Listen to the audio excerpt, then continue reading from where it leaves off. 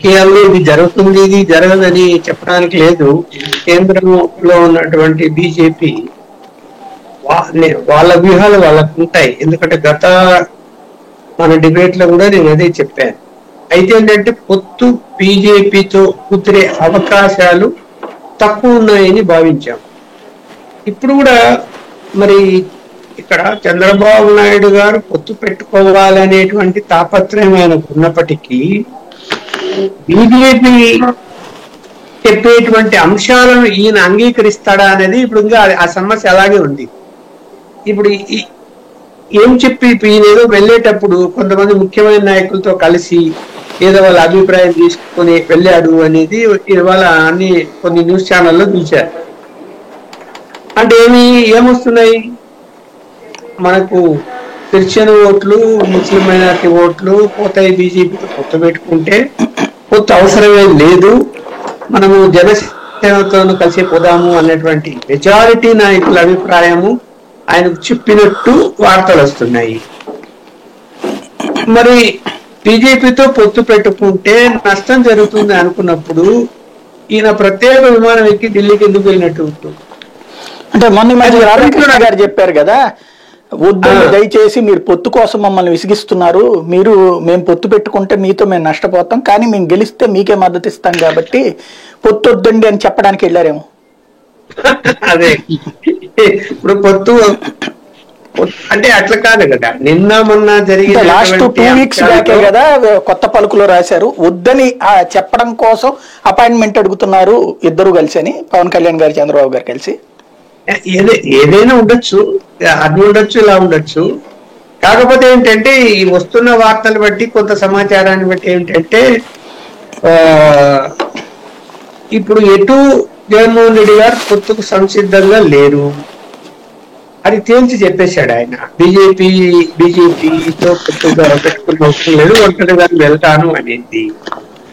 ఎంత ప్రయత్నం చేసినా కూడా అంటే బీజేపీనే ఫస్ట్ ప్రిఫరెన్స్ జగన్మోహన్ రెడ్డి గారికి ఇచ్చి వాళ్ళు కొన్ని ప్రయత్నాలు చేశారు. చేసినా కూడా నిజం అది దాంట్లో ఏమి సందేహించాల్సిన అవసరం లేదు.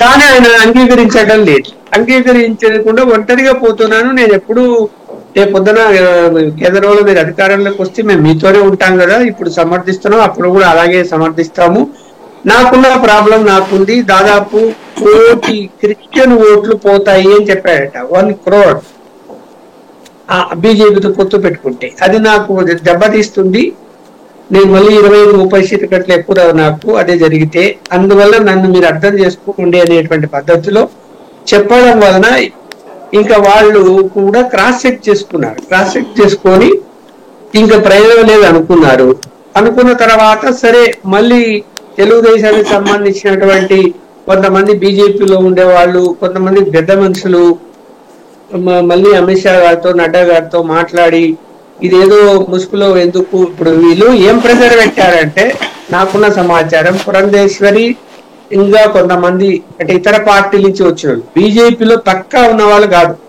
వీళ్ళంతా వేరే పార్టీల నుంచి వచ్చిన వాళ్ళు, కాంగ్రెస్ నుంచి, తెలుగుదేశం నుంచి.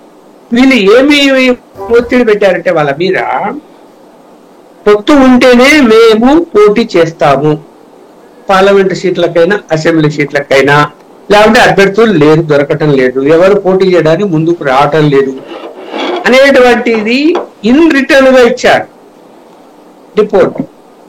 అది వాళ్ళకు కొంచెం కలవర పెట్టింది బీజేపీకి. ఎందుకంటే ఇప్పుడు పురంధేశ్వరి పోటీ చేయనన్నది అనుకోండి, ఏం చేయాలా?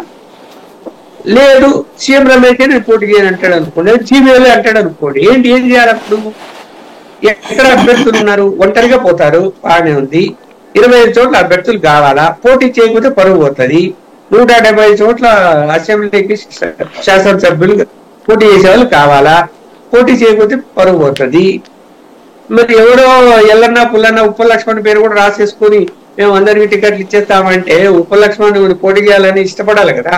అయ్యో నా వల్ల కాదు, నా దగ్గర డబ్బులు లేవు అని చెప్పి అనేక ఇబ్బందులు ఉన్నాయి కదా. అందువల్ల ఏం చేస్తున్నారంటే ఈ థ్రెట్ కు వాళ్ళు కొంచెము తగ్గినట్టు అనిపిస్తుంది నాకైతే. బాగా థ్రెట్ ఇచ్చారు వీళ్ళు, అట్లా ఇట్లా ఇవ్వలేదు, మేము పోటీ చేయము, ఎవరు ముందుకు రావడం లేదు, అభ్యర్థులే లేరు. 2,000 మంది అప్లికేషన్స్ పెట్టుకున్నారన్నారు కదా మొన్న.